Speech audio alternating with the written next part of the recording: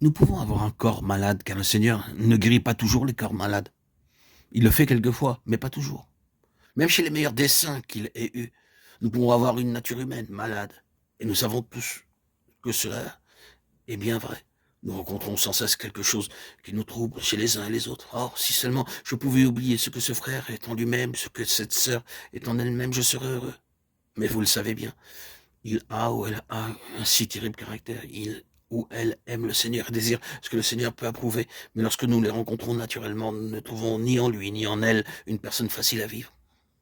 La grâce voit les différences, mais elle les surpasse. Elle ne les arrache pas. Comme il en fut pour Paul, nous dirons tous à la fin de notre course, non, pas que je sois déjà parvenu à la perfection. Philippiens 3,12. Peut-être, à la fin de nos jours, avant que nous allions auprès du Seigneur, ceux qui nous entourent trouveront-ils encore en nous quelques difficultés. Ne disons pas que nous devions pas perdre ces fortes et mauvaises traces de caractère de notre vie. La grâce accomplira des miracles dans notre nature humaine. Mais si nous attendons dans cette vie un jour où nous serons entièrement libérés de cette nature, nous serons désappointés. Peut-être dirons-nous, c'est un pauvre évangile à prêcher. Mais il y a un autre côté à tout cela. Vous et moi, nous pouvons vivre dans la puissance de la résurrection du Seigneur Jésus, avec un corps malade et avec une nature humaine très pauvre. Oui, la puissance de sa résurrection peut triompher de tant de choses.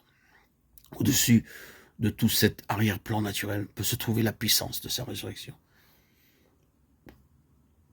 Il nous faut dire au sujet de certains croyants, oui, vous savez, il est si faible physiquement. Il sait ce qu'est la maladie, mais regardez ce que le Seigneur lui permet d'accomplir. C'est un miracle de voir comment son travail peut être fait. Il devrait être mort depuis longtemps, mais il continue. Cependant, ce n'est pas dans sa propre force. Il y a une autre force qui triomphe de sa faiblesse. Paul a dit, lorsque je suis faible, c'est alors que je suis fort. 2 Corinthiens 12:10. La puissance de la résurrection de Christ triomphait de sa faiblesse. Il dit, je me glorifierai donc plus volontiers de mes faiblesses afin que la force de Christ habite en moi. 2 Corinthiens 12:9. Il parle de ses infirmités physiques et de la puissance de la résurrection de Christ. Ce qui est vrai dans le domaine physique est vrai dans le spirituel. Si nous vivons, nous-mêmes nous lâcherons. Oh, combien d'infirmités il y a dans notre nature. Nous portons toujours en nous-mêmes beaucoup de faiblesses spirituelles. Comprenons-nous de quoi nous parlons? Que de troubles nous causent nos infirmités naturelles. Si nous arrive de dire « je ne puis pas », et si parce que nous ne pouvons pas, nous disons « j'abandonne », nous perdrons la plus grande bénédiction de la vie chrétienne. Pensons à tout ce que l'apôtre Paul a dû accomplir et supporter. Ce fut une vie terrible que la sienne. À un certain point de vue, il avait une infirmité dans son corps, il rencontrait des ennemis partout où il allait, et il se porta de nombreuses adversités. Il fut dans la mer un jour et une nuit, il fut dans la nudité et la famine, il dut faire à pied kilomètre après kilomètre, voyager de mois en mois. Nous pouvons ainsi reprendre toutes les difficultés de cette vie, et si jamais un homme aurait pu s'écrier « je ne puis continuer », ce fut Paul. Mais qu'a-t-il dit? « Je puis tout par celui qui me fortifie ». Philippiens 4:13. Non pas « je puis faire toutes choses ». Paul aurait dit « moi je ne puis rien », mais « je puis tout par celui qui me fortifie ».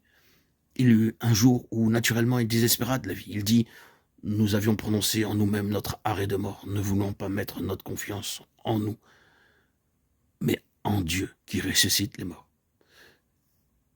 2 Corinthiens 1:9. Lazare était absolument sans espoir et sans puissance. Il ne pouvait faire rien, et c'est ce que nous sommes naturellement. Mais Jésus dit que c'était pour la gloire de Dieu. Mes chers amis, la gloire de Dieu est manifestée en ceux qui, en eux-mêmes, sont réellement morts, mais qu'il rend capable de marcher et d'accomplir de grandes choses pour lui. Jésus peut ne pas toujours guérir notre corps ou notre propre nature, mais il peut nous donner sa vie divine, et cela est immense. Un grand serviteur de Dieu écrivit, car il croyait profondément en la guérison divine, un livre sur ce sujet. Et malgré sa foi, il dit, afin que vous ne vous mépreniez pas sur ma position, je ne dis pas que chacun doive être guéri, mais je dis que chacun peut connaître la vie divine, qui est infiniment plus que la vie naturelle.